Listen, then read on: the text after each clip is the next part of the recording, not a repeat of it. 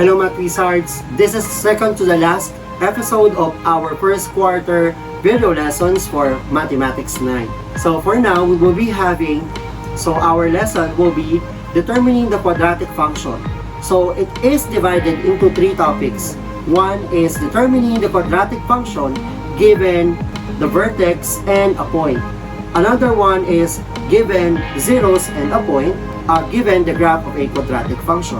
Okay, let's say you have negative 1 and 4 as your zeros and 1, negative 3 as a point within the parabola or the point within the quadratic function.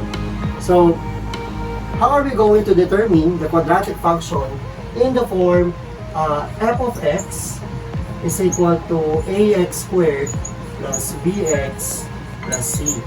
So, ang gagawin natin is, since this is the zeros of the function, we could equate 0 is equal to the quantity x plus 1 times the quantity x minus 4. Saan ang galing yun? So, since 0 siya, alam naman natin na x is equal to negative 1 and x is equal to 4. So, lipat lang natin ito, yung negative 1 sa kabilang side. So, you will be having x minus x plus 1 is equal to 0, and the other one will be x minus 4 is equal to 0. Moving backwards, alam natin na pag multiply natin itong dalawang function na to, you will lead to a quadratic function. So, doon papasok yan dito sa ating unang step, which is 0 is equal to the product of x plus 1 and x minus 4. Okay, so saan natin gagamitin yung point na 1, negative 3? Doon na, gagamitin natin yan to identify the value of our a later on. So by FOIL method, let us multiply the two binomials. First term, x, outer, x and negative 4, inner, 1 and x, last terms, 1 and negative 4. Multiplying the two, and we will add up later. So, x times x, x squared, negative 4x, x, negative 4.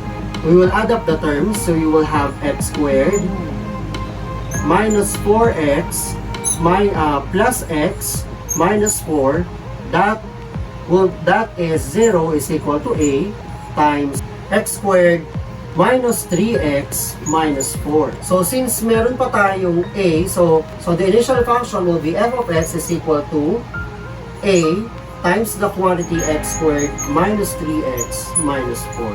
So, to get the value of a, we need to substitute and use 1, negative 3 as one of the points within the parabola to identify the value of a. So this is for x, and the second number will be for y, or f of x. So now let us substitute. So you will be having negative 3 is equal to a times 1 squared minus 3 times 1 minus 4. So, negative 3 is equal to a times 1 minus 3 minus 4. Combining, you will be having a is equal, negative 3 is equal to a times the quantity negative 6. Dividing both sides by negative 6, you will arrive at a is equal to 1/2.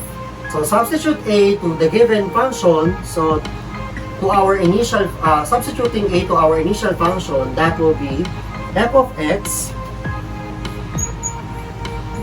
is equal to 1/2 times the quantity x squared minus 3x minus 4. Simplifying, you will arrive with f of x is equal to 1/2 x squared minus 3/2 x minus 2. And that is our final answer. So let's say the given is a graph of a quadratic function. The easiest way is to identify the vertex of the graph. So for this example, the vertex is at 1, -1. And we will be identifying a point in the quadratic function that the possible coordinates could be 2, 0, or it could be -1, 3. Based on the graph, we have the vertex 1, -1, and I choose one point from the given quadratic function, which is 2, 0. So we will be using the vertex form, which is f of x is equal to a times x minus h squared plus k. So the vertex, in the coordinates of the vertex, the first number is h, and the second coordinate will be for k. And the point, so 2 represents the x coordinate, and 0 represents f of x or y. So we will be substituting the given function. So let us first have the initial function, which is f of x is equal to a times x, substituting h, so we will be having 1 squared plus k, which is -1. So arranging and simplifying the given equation, we will be having f of x is equal to a times x minus 1 squared minus 1. So we need to get the value of a in the given equation. So you will be using the point 2, 0, and substitute 2 for x and 0 for f of x. So 0 is equal to a times 2 minus 1 squared minus 1.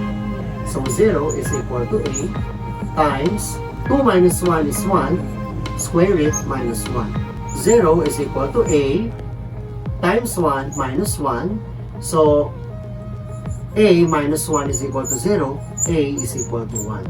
Now we will substitute 1 to our initial function, and that is f of x is equal to a times x minus 1 squared minus 1. Now let's substitute. F of x is equal to 1, and that is in this case, hindi na natin isusulat yung 1, so the coefficient of the binomial x minus 1 squared is equal to 1 minus 1. So the vertex form of the function is f of x is equal to the square of x minus 1 minus 1. Now let's have the standard form. So that is f of x is equal to x squared minus 2x plus 1 minus 1. Therefore, f of x is equal to x squared minus 2x. And that is our final answer. Let's say the given is the vertex, which is 5, -3, and a point in the quadratic function, which is 6, -2.